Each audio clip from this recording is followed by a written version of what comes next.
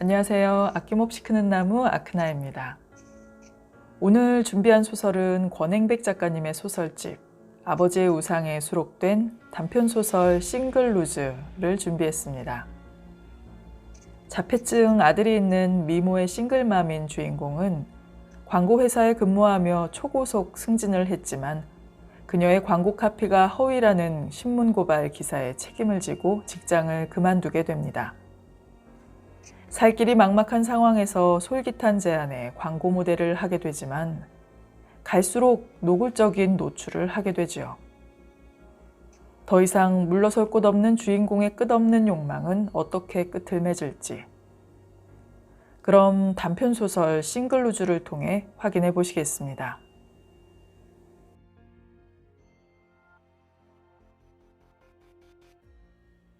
손에 잡히는 원피스를 걸치고 아침 식사를 대충 마친 아이를 재촉해 밖으로 나갔다. 콜택시가 도착했다. 문짝에 박힌 성형외과 광고가 먼저 내 눈을 찔렀다. 아이를 데리고 병원으로 가는 택시는 언제나 서초동 법원 앞을 지난다. 도로 양편으로 법률사무소 간판들이 질비하다. 입구마다 변호사 아무개를 새긴 세로 간판들은 획일성을 자랑한다. 내 눈엔 영락없이 무슨 김씨, 무슨 공파 종친회 현판과 겹쳐 보인다. 그것들은 서부 영화에서 보았던 존 웨인의 근엄한 표정과 독일 병정의 각 잡힌 유니폼을 닮았다. 시선을 붙잡아두는 효과로 따지자면 얼마 전 새로 단장한 남대문 현판도 그보다는 세련되지 않았나. 제작비가 아까웠다. 촌놈들, 저걸 간판이라고. 중얼거리다가 열려있는 차창 밖으로 손끝을 내밀어 그중 하나를 가리켰다. 병우야, 저게 멋있니? 엄마, 피자 사줘. 말을 꺼낸 게 잘못이었다. 병원 입구에 택시를 세웠다. 원장의 얼굴 사진과 경력을 내세운 어정쩡한 간판을 스쳐 3층으로 올라갔다. 아토피라는 게 원래 좀 그렇습니다. 앞머리가 M자로 벗겨진 의사가 입맛을 다시더니 미간을 잔뜩 좁혔다. 한 곳에 집중하지 못하는 병우의 자폐증이 더 걱정된다는 표정이었다. 그가 오금을 긁어대는 아이를 보더니 약을 바꿔주겠다며 슬그머니 내 가슴골에 눈을 얹었다. 언짢긴 했지만 광고 효과는 확인한 셈이었다. 데스크에서 처방전을 받아 아래층 약국으로 향했다. 약봉지에도 제약회사의 로고가 새겨져 있다. 약국에서 나오다가 사타구니를 두 손으로 붙잡고 발을 구르는 아이를 데리고 다시 건물 안으로 들어갔다. 이제 6살 된 병우는 여자 화장실을 꺼린다. 나는 잠시 두리번거리다 급히 남자 화장실로 아이의 손을 이끌었다. 다행히 아무도 없었다. 아이의 바지를 내리자 눈에 들어오는 건 소변기 위의 광고용 명함들. 발가벗은 여자들의 사진과 함께 여대생 마사지, 키스방, 그런 문구들이 매춘 광고주의 의도를 현란하게 드러냈다. 나는 그것들을 소매치기 하듯 아이의 시야에서 치워버렸다. 그런데 그것도 잠시. 바지춤을 올려주다 보니 성인의 눈높이에 붙여놓은 엄지손가락만한 스티커가 바짝 다가왔다. 장기매매 알선 광고였다. 광고쟁이의 눈에 피로가 몰려온다. 아이가 오줌방울을 다 털어내기도 전에 화장실을 박차고 나왔다. 문 밖에서 담배를 피우던 사내의 눈이 휘둥그레졌다.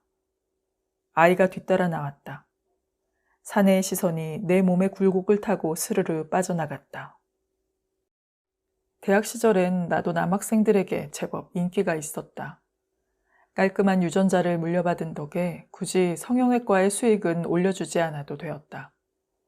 낭랑한 목소리까지 타고난 나는 교내 방송국에서 아나운서 흉내를 내보기도 했다. 방송국 입사에는 3번이나 떨어졌지만 나의 준수한 용모는 마침내 광고회사 면접에 먹혀들었다. 꿩 대신 닭이었다. 회사는 작은 규모에도 제법 쏠쏠한 매출을 올리고 있었고 나는 잘 나가는 CD를 꿈꿨다. 크리에이티브 디렉터는 광고 문안을 만드는 카피라이터뿐 아니라 이미지를 그려내는 디자이너의 솜씨까지 갖춰야 했다. 미대 출신들이 디자인에 승부를 걸었다면 문과 출신인 나는 카피에 자신이 있었다. 나는 광고만 생각했다. 가구가 아니라고 우기는 광고판 위에서 눈을 뜨고 광고를 입고 광고를 타고 광고를 먹고 온종일 광고로 아우성치다 기어이 과학이라는 광고에 올라가 잠을 잤다.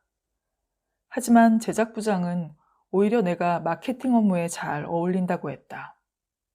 김대리, 안에서 쥐어짜봐야 꽝인 거 알지? 부장은 내게 카피를 궁리하는 틈틈이 머리도 식힐 겸 출장을 다녀오라고 했다. 광고주들을 잘 구슬려 굵직하게 한 건 올려달라는 뜻이었다. 섹시한 목소리가 늑다리들에게 먹힐 거랬다. 하지만 난 내 몸매 쪽에 더 믿음이 갔다. 아슬아슬하게 원피스 정장을 하고 주문을 따라다녔다. 아마도 이런 재미로 모델 일을 하는가 싶었다.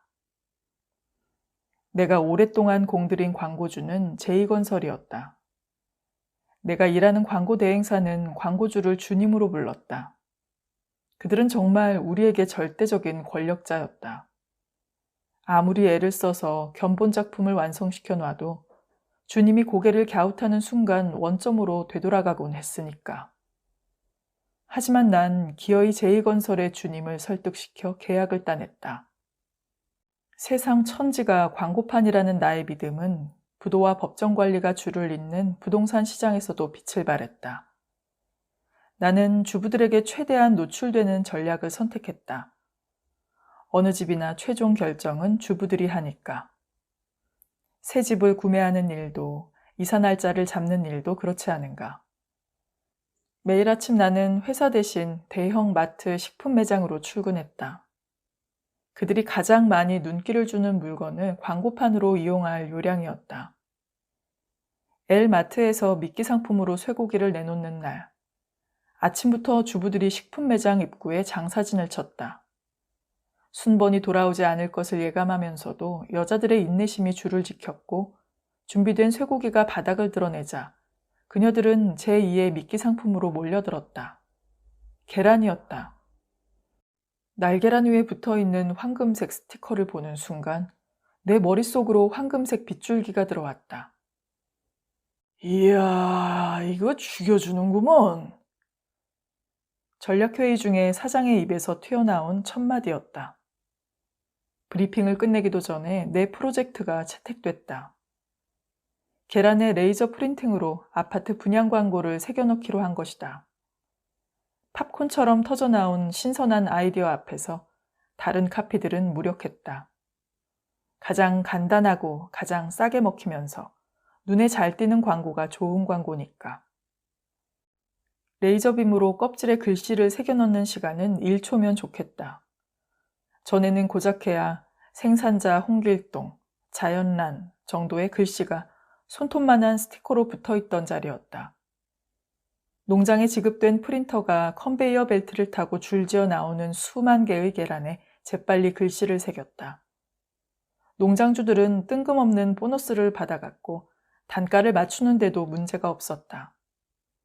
광고물들이 기존에 납품하던 수도권의 L마트 각 지점으로 옮겨졌다. 광고주의 얼굴에 희색이 만발했다.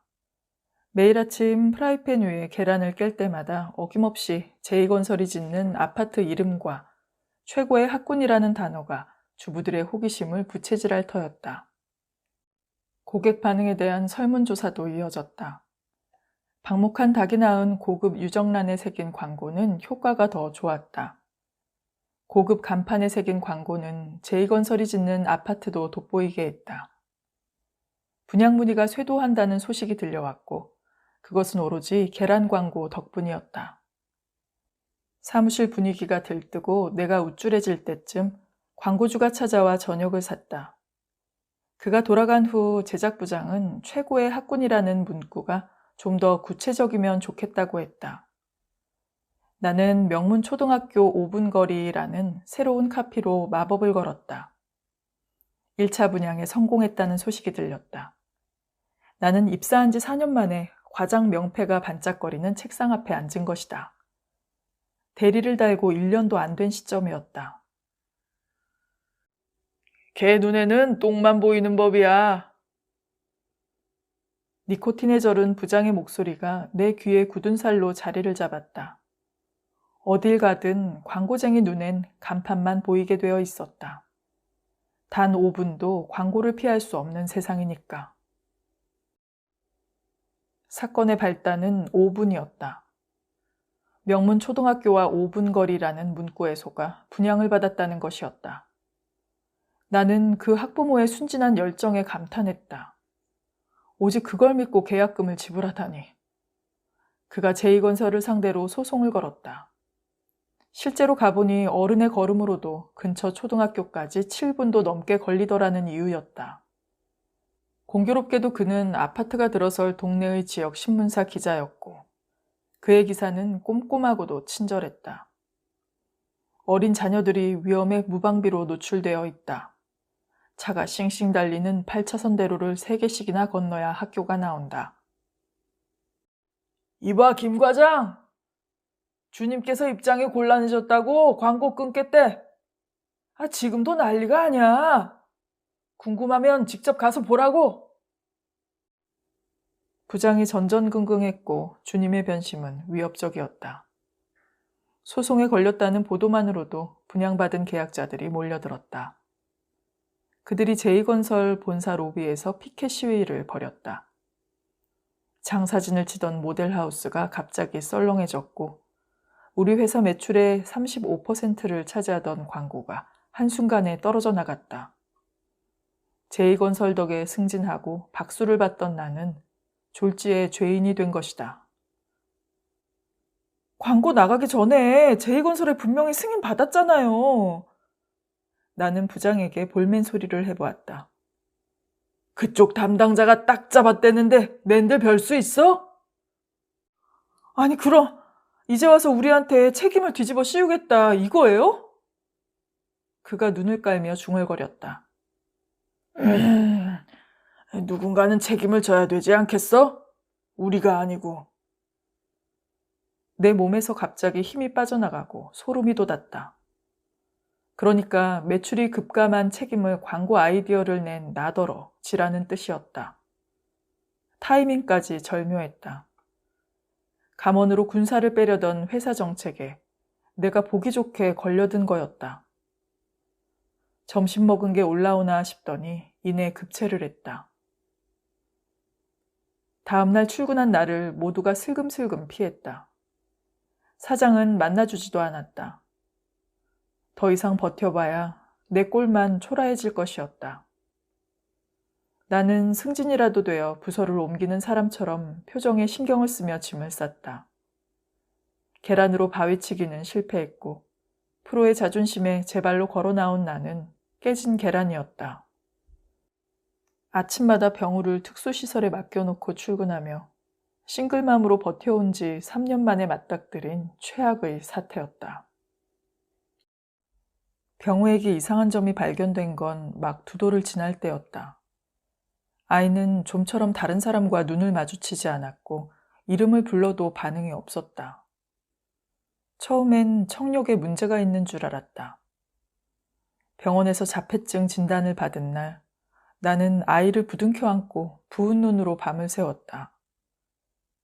주식에 빠져 회사 공금에 손을 댄 남편과 헤어진 직후였다. 지겹도록 싸우고 전 남편이 되어버린 그에게 손을 벌릴 수도 없었다. 그런 건 기대하지 않는 것이 정신건강에 좋다는 것을 경험이 말해주고 있었다. 병우는 4살이 돼서도 말을 하지 못했다. 본격적인 치료가 시작됐다. 놀이치료, 인지치료, 운동치료, 음악치료 등 이름도 가지가지였다. 바깥 세상과 단절된 아이에게 감각 통합의 길은 아득한 목표였다.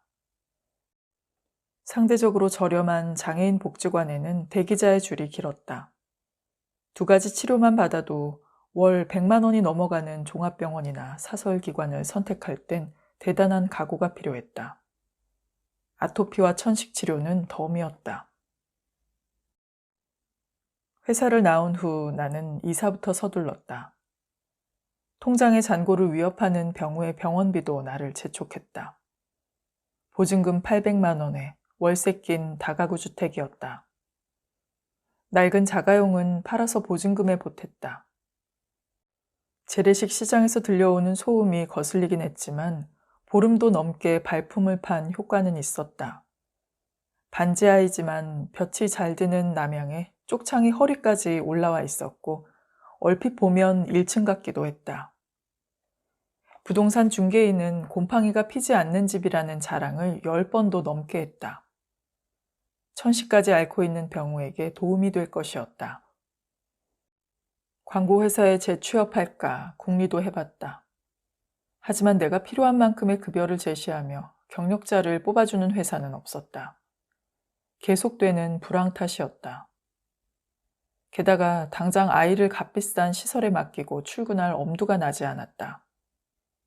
인지치료나 놀이치료 등 웬만한 건 내가 직접 배워서 해보기로 했다.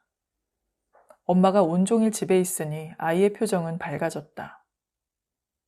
나는 초기 자본을 크게 고민하지 않아도 되는 곳에 둥지를 틀었다. 온라인 쇼핑몰은 나의 새로운 전쟁터였다. 몇 푼 받자고 상전 눈치나 보는 회사로 출근하지 않아도 되었다. 나는 싱글맘다운 간판으로 사업자 등록을 냈다. 싱글루즈. 이왕이면 이름부터 섹시하게.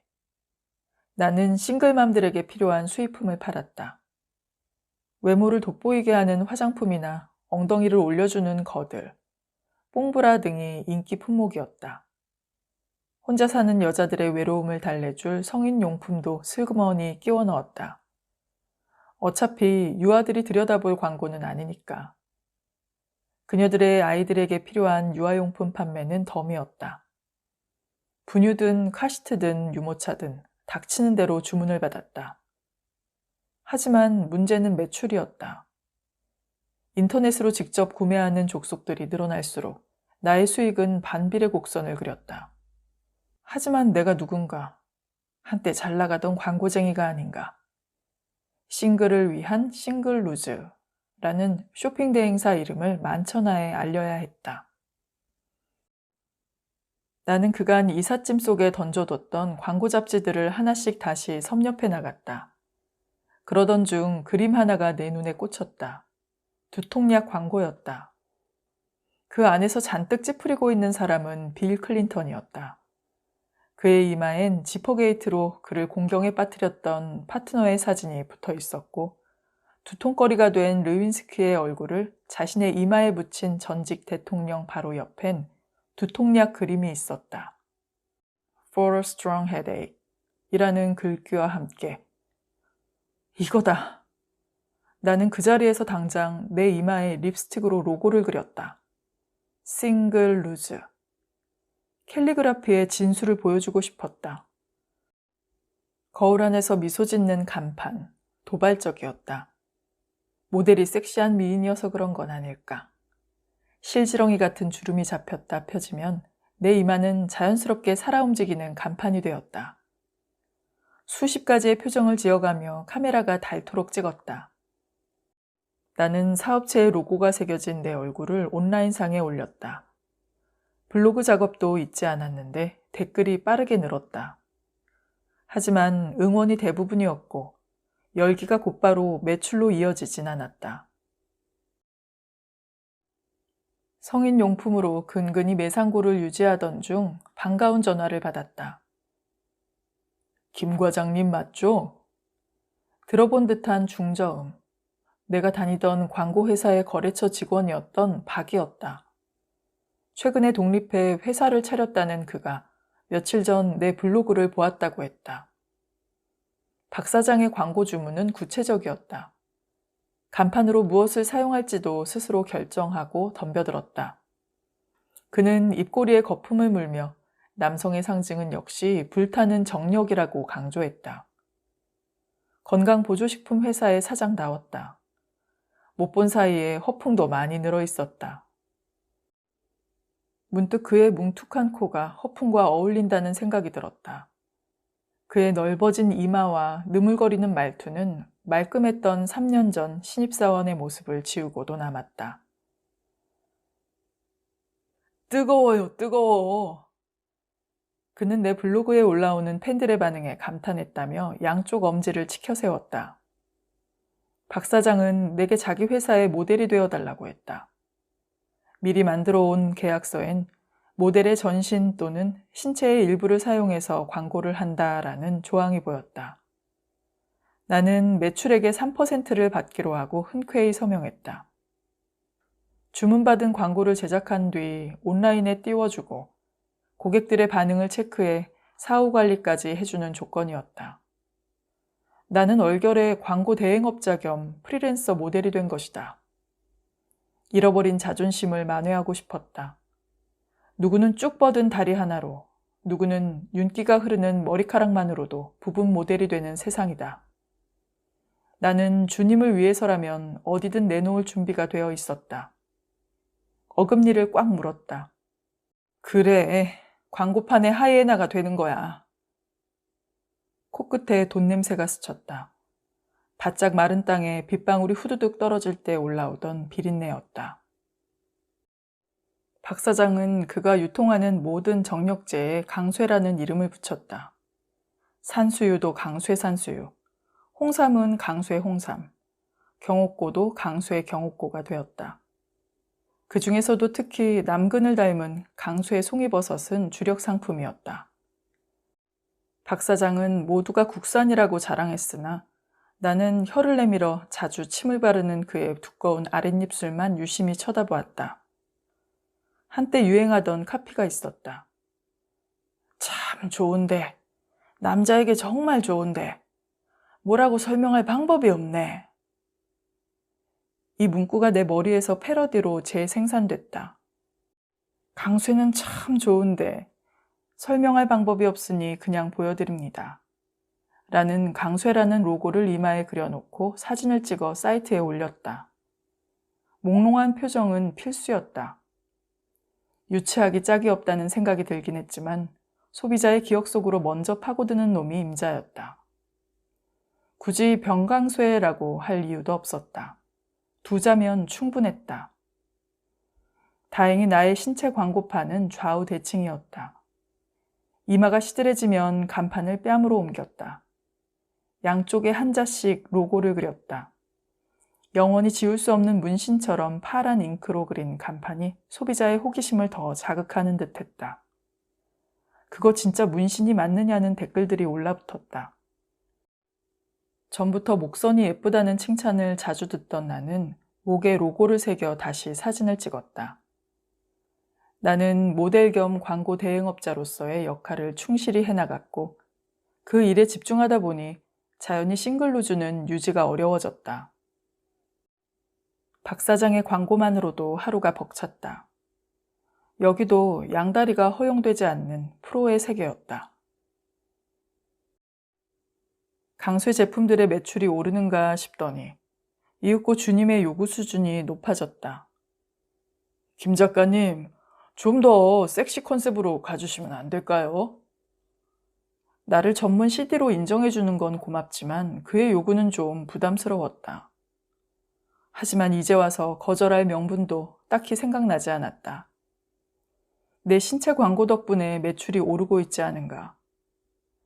병우가 내 가슴을 헤집고 들어왔다. 집에서 아이를 가르치는 데는 한계가 있었다. 자폐아에겐 사회성을 길러주는 게 절실했고 또래 아이들이 있는 어린이집에 보내야 했다. 나는 아슬아슬하게 유두만을 가리고 가슴을 드러냈다. 성인용 건강보조식품을 파는 사이트에 청소년들은 관심이 없을 거라고 굳게 믿으며 내 가슴은 아직 부피와 탄력을 유지하고 있었다. 카메라 앵글이 아래로 잡히다 보니 얼굴은 노출하지 않아도 되었다. 다행이었다. 가슴골에 강쇠를 새겼다. 효과는 폭발적이었다. 박 사장은 고무된 듯 매일 전화로 안부를 물었다. 그가 저녁을 함께 먹자고 했을 때는 설렘과 안도감이 나의 봉긋한 광고판을 흔들었다. 그가 유부남이란 사실은 그다지 중요하지 않았다. 우린 이미 한 배를 탄 거 아닌가요? 더 취하기 전에 그가 나를 배신할 수 없음을 로고처럼 새겨주고 싶었다.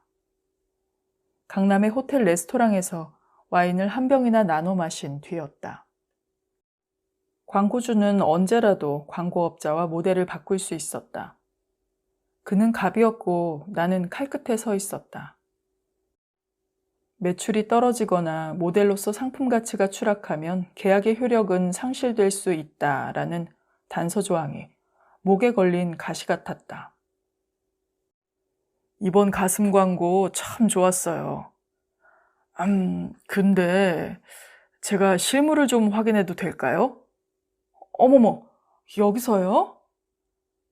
데이트가 길게 이어졌다. 내가 일한 대가를 제 날짜에 정확히 지급해주는 그가 미더웠다. 기왕에 올인하기로 마음먹은 판에 나의 프로 정신이 빛을 발했다. 장소를 옮기고 나는 그가 내 몸의 은밀한 곳에 강쇠의 로고를 깊숙이 새겨놓도록 허락했다. 유부남이라 오히려 다행이었다.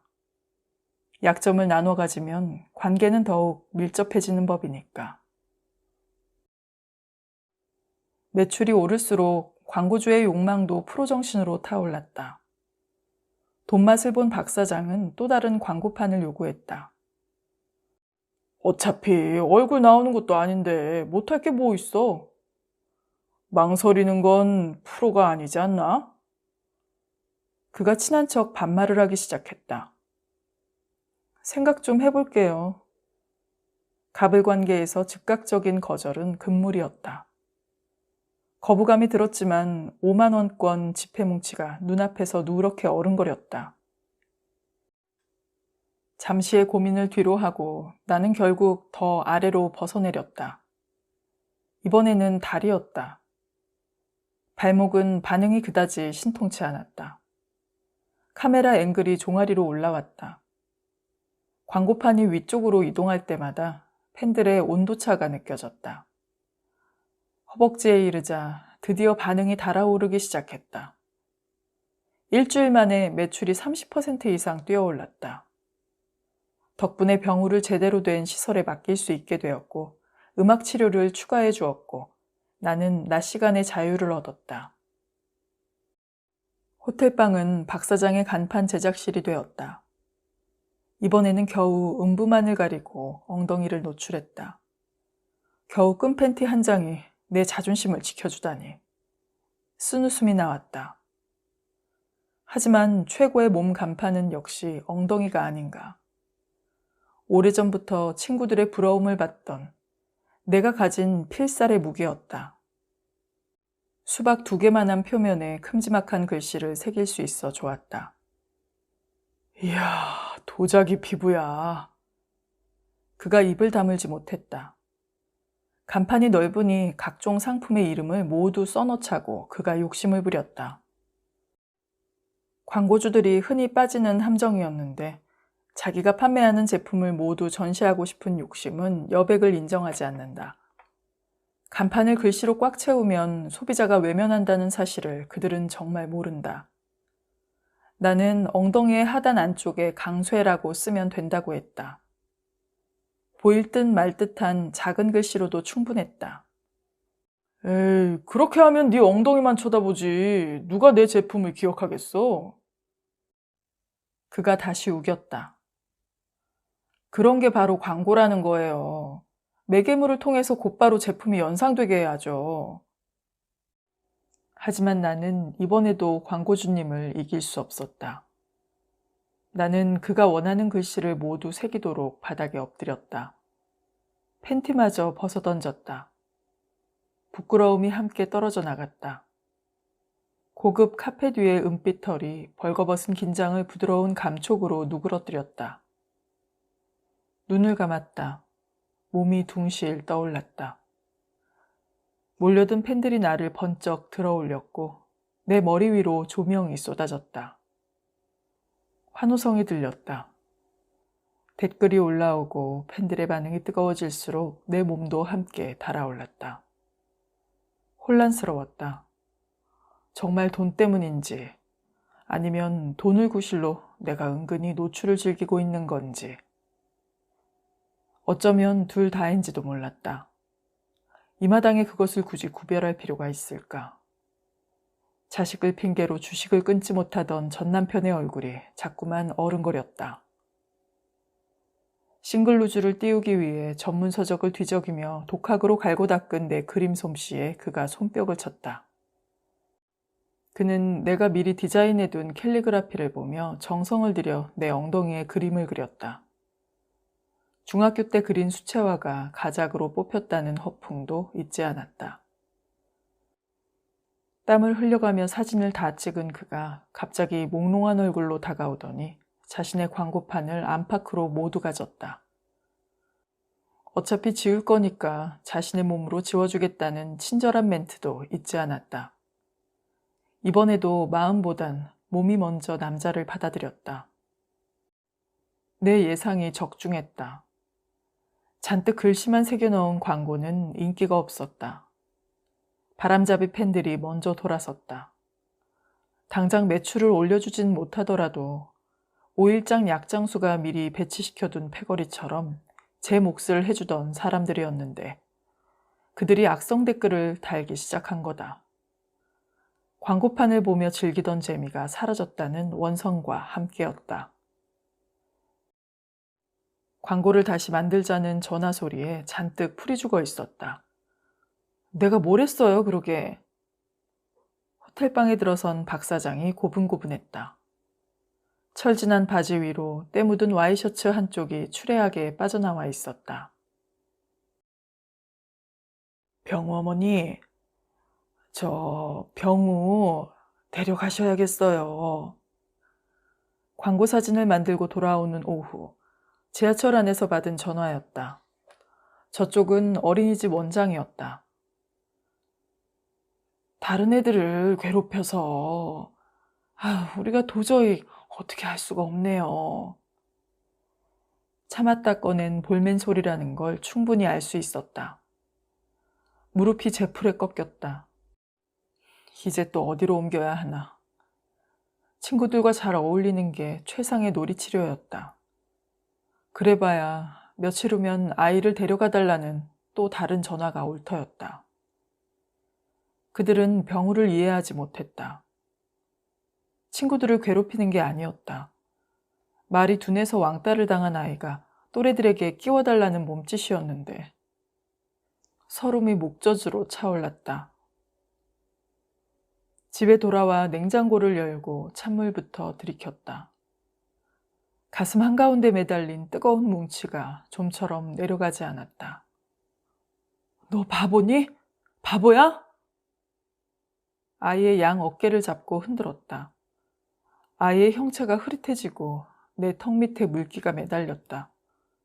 주눅든 아이가 슬그머니 침대 밑으로 기어들어갔다. 나는 병우보다 딱 하루만 더 살기를 간절히 빌었다. 혼자 남겨진 아이를 상상할 수 없었다. 아이가 겨우 외부 세계와 소통을 시작한 터라 치료를 포기할 순 없었다. 방법은 딱 하나. 전문 특수교사를 집으로 모셔오면 된다. 하지만 매달 200만 원이 넘는 돈이 들어갈 것이었다. 또다시 현실적인 문제가 내 머리끄덩이를 틀어주었다. 박 사장은 매출이 많든 적든 꼬박꼬박 제작비를 보내왔다. 통장에 숫자를 찍어대는 현금 인출기의 기계음이 나를 짜릿한 오르가즘으로 길들이고 있었다. 나는 한 번 더 결심했다. 내친 걸음이었다. 젖꼭지까지 드러낸 광고 효과를 극대화시켰다. 사람이 의리가 있어야지. 안 그래? 한 배를 타고 있는데. 입속으로 되뇌며 내 자신에게 주문을 걸었다. 카메라 앞에서 과감히 자세를 바꿨다. 무릎을 바닥에 대고 엎드려 엉덩이를 잔뜩 들어 올렸다. 5성급 호텔의 부드러운 카펫에서 다시 비린내가 올라왔다. 나는 전의를 불태웠다. 기지개를 켜는 고양이처럼 두 팔을 앞으로 쭉 뻗고 후방을 향해 음부를 그대로 노출시켰다. 이번엔 내 주장을 관철시켰다. 로고를 쥐어짜듯 단순화시켰다. 엉덩이 두 쪽 사이에 작은 글씨로 깔끔히 면도를 한 대음순에 바짝 붙이기로. 그가 뒤에서 눌러대는 셔터 소리가 내 귓바퀴에 끝없이 부딪혔다. 이야, 예술이다. 그가 감탄사를 연발했다. 다음에는 아예 가랑이를 벌리고 거기에 새기면 어때? 그는 기발한 착상이라도 한 듯 달뜬 얼굴이었다. 나는 떨떠름한 표정으로 고개를 끄덕여줬다. 잠깐만요. 나는 광고비를 매출의 5%로 올려달라고 했다. 계약갱신은 온라인에 사진을 업로드하기 직전이 찬스였다. 이번엔 그가 고개를 끄덕였다. 떨떠름한 표정으로. 미세한 긴장이 내게 다가왔다. 예민한 동물의 더듬이에 감지된다는 지진 직전의 떨림 같은 거였다. 어차피 이 사업도 오래가진 못할 것이다. 챙길 수 있을 때 챙겨야 한다. 속전속결로. 박 사장의 얼굴 위로 헤어진 남편의 얼굴이 겹쳤다. 그가 속삭였다. 한 방이면 끝난다니까. 결과는 대박이었다. 난리가 났다. 사이트가 다운될 정도였다. 매출이 수직 상승했고 내게도 돈 뭉치가 제 발로 걸어오고 있었다. 짜릿한 쾌감이 또다시 온몸으로 파고들었다. 중독이라고 불러도 좋았다. 고지가 보였다. 박 사장의 입이 귀에 걸렸는데 내가 눈을 흘기니까 그가 쑥스러운 듯 대꾸를 했다. 얼굴이 나오는 것도 아닌데 뭘. 병우를 위해 의사와 진료 예약을 해둔 터라 마음이 바빴다. 휴대폰이 핸드백 안에 있어서 잡동사니들과 마찰을 일으켰다. 경찰이란다. 느닷없이 찬 기운이 가슴골을 타고 휙 지나갔다. 음란물 유포 혐의로 신고가 들어왔으니 나와서 조사를 받으라는 통보였다. 경찰서 안이 어수선했다. 형사는 짜증이 폭발하기 직전이었다.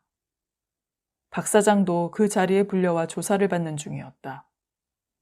나의 공범은 형사가 묻는 질문에 순순히 인정을 하다가도 결정적인 순간에 꼬리를 뺐다. 그런 광고가 나간다는 걸 알고 있었죠? 제가 그렇게 하라고 시킨 건 아닙니다. 매출에 따라서 수익을 배분하기로 한 건 맞죠? 광고는 철저히 외주 제작이라 제가 상관할 수 없어요. 듣기에 따라선 그럴듯했다. 계약서에도 광고물의 배포나 기재를 내가 하는 걸로 돼 있으니까. 내가 자기 회사 직원이 아니므로 자기는 지휘 책임도 없다는 주장이었다. 혐의가 인정되더라도 그의 교사죄는 음란물을 직접 만들어서 온라인에 뿌린 나보다 처벌 수위가 낮을 것이었다. 경찰은 온라인상에서 쉽게 증거를 확보했다. 나는 혐의를 시인했다. 형사는 나를 향해 고쳐앉더니 필요하면 변호사를 구하라고 했고 나는 그럴 형편이 못 된다고 대꾸했다. 그가 입꼬리를 비틀어 웃었다. 발가벗겨진 기분도 잠시. 나는 생각을 가다듬었다. 누가 신고를 했을까? 동종업계의 경쟁자일 것이다. 새로운 광고 전략으로 시장을 개척하는 내가 부럽겠지. 마음을 다잡았다. 내가 내 몸을 간판으로 쓰겠다는데 죽을 죄는 아니잖아. 온 세상에 광고로 몸살을 앓고 있는 마당에 내가 그놈들의 질투심까지 책임져야 되냐고. 박 사장은 연신 허리를 굽히고 고개를 주걱거리더니 슬그머니 일어나 경찰서를 나갔다. 내겐 눈길도 주지 않는 사내의 뒤통수에서 구토증이 다 일었다. 변호사를 구하더라도 그가 도와줄 것 같진 않았다. 검찰로 넘겨진 나는 최대한 꽃단장을 하고 집을 나섰다. 미인은 관대한 처분을 받는다는 통계상의 결과를 믿어보기로 했다. 장애아를 기르는 이혼녀라는 사실이 수사관 앞에서도 통했다. 최대한 야하게, 그러나 절대로 천박하지 않게 내게 필요한 광고 카피였다. 별로 슬프지 않았지만 나는 눈물을 보여줬다. 예상대로였다. 몸 광고는 역시 효과가 좋았다. 젊은 검사도 나를 동정하는 분위기였다. 젊고 예쁜 여자가 어쩌다 하고. 그들에게 이런 느낌이면 성공한 광고 전략이 될 터였다. 이제 재판이 시작되면 판사에게만 잘 보이면 그만이다. 설마 구속이야 되겠나. 박 사장은 그 후로 내 전화를 받지 않았고 관계는 헐겁게 끝났다. 지난달 솟구친 매출액의 일부를 선불로 받아낸 것이 그나마 다행이었다. 그를 잊어주기로 했다. 개뿔, 한 배는 무슨. 결심 공판 날이다. 병우를 방문교사에게 맡기고 나오다 자꾸만 돌아보았다. 눈앞이 흐려지고 콧속이 매캐했다. 마음을 다잡고 서초동으로 향하는 2호선을 탔다. 개찰구에 들어가기도 전에 지하는 온통 간판이었다. 봄철에 몰려오는 황사보다 레미콘트럭의 꽁무니에서 밀려오는 시커먼 매연보다 광고쟁이에겐 오히려 감동 없는 간판들이 더 공해였다. 서초동 법원, 검찰청역에서 내렸다. 법원 입구로 향하는 길에도 영혼 없는 광고가 넘쳐 흘렀다. 앞권은 역시 법률사무소 간판들이었다. 그 옆에서 장대에 올라타고 3미터가 넘는 키로 경중거리며 시선을 끄는 맥도날드의 피에로가 차라리 더 애교스러웠다. 도로를 건너 법원 정문을 향했다. 글자 새긴 천에 몸을 두른 1인 시위자와 마주쳤다. 재판 결과가 기대를 배신했나 보다. 마지막 수단은 광고밖에 없다는 듯 비장한 얼굴이었다. 역시 세상 일은 광고로 시작해서 광고로 끝난다. 내가 좀 더 화끈했을 뿐 제 몸을 이용한 광고 행위로는 그나 나나 별반 다를 것도 없었다. 문득 그의 몸을 둘러싼 글씨가 내 눈을 파고들었다. 아파트 분양 사기범을 처벌하라. 허위 광고 책임져라. 나는 고개를 외로 틀어 발걸음을 재촉했다. 설마. 법정에 들어와 얼핏 세어본 방청객은 10명도 안 되었다. 다행이었다. 정면에 앉은 판사의 얼굴이 둘로 보였다가 하나로 합쳐지곤 했다. 재판을 앞두고 불면에 시달린 탓이었다. 귀에서 모기 소리가 앵앵거린다. 길게 비어있는 장의자가 개척교회 예배당처럼 썰렁했다. 이상하다. 왜 이 법정에는 광고판이 없지? 병원 대기실에도 뭐가 잘못된 걸까? 눈앞이 뿌얘지고 몸뚱이가 바닥으로 혼곤하게 가라앉았다. 식은땀이 내려오는 등줄기가 간지럽다가 축축해졌다. 검사가 구형을 한 것도 같은데 도무지 내 귀엔 말이 되어 다가오지 않았다. 이번엔 판사의 입이 열렸다. 더 하고 싶은 말이 있습니까? 최후 진술을 하라는 거였다. 나는 잠시 머뭇거렸다. 그 순간 뾰족한 무엇이 사금파리처럼 반짝 떠올랐다가 슬그머니 가라앉았다. 허망했다. 기발한 아이디어는 알 까고 나오는 새다. 언제나 껍질 틈새로 작고 투명한 부리를 먼저 내민다. 조금만 더 기다리자. 녀석은 기어이 황홀한 몸체를 드러낼 것이다. 판사가 앞으로 몸을 기울였다. 침을 발라 서류를 넘기던 손가락을 세워 까만 뿔테 안경을 밀어 올렸다. 그가 짙은 눈썹을 지켜 나를 뚫어져라 바라봤다. 현기증이 일었다. 법복이 그의 몸에서 스르르 이탈됐다. 그림자처럼 미끄러져 다가오던 물체가 내 눈앞에 멈춰섰다. 새까만 표면적이 교실의 칠판만큼이나 넓었다. 나는 오른쪽 검지로 동그라미를 그리며 슬그머니 문질러 보았다. 검은 천이 나무 틀에 씌운 캔버스처럼 팽팽했다. 내 손가락이 순식간에 굳어 하얀 분필이 됐다. 까만 바탕에 눈보다 더 새하얀 글씨를 새겨놓고 싶었다. 바로 그때 내 속에서 부리로 쪼는 소리가 들렸다. 내 머리가 뚜껑처럼 위로 열렸다. 알 껍데기가 파편으로 터져나갔다. 큼지막한 새 한 마리가 울긋불긋한 날개를 쫙 펼쳐 퍼드덕 날아올랐다. 좀 전에 나는 판사에게 한 가지 묻고 싶어 견딜 수가 없었다. 그의 법복에 법률사무소 광고를 써서 붙이는데 얼마면 되는지.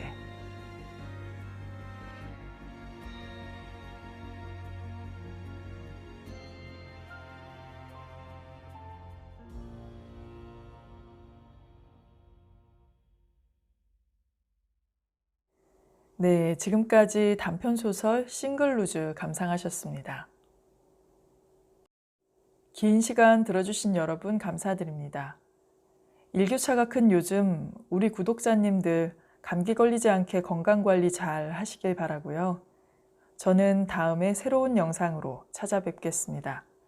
감사합니다.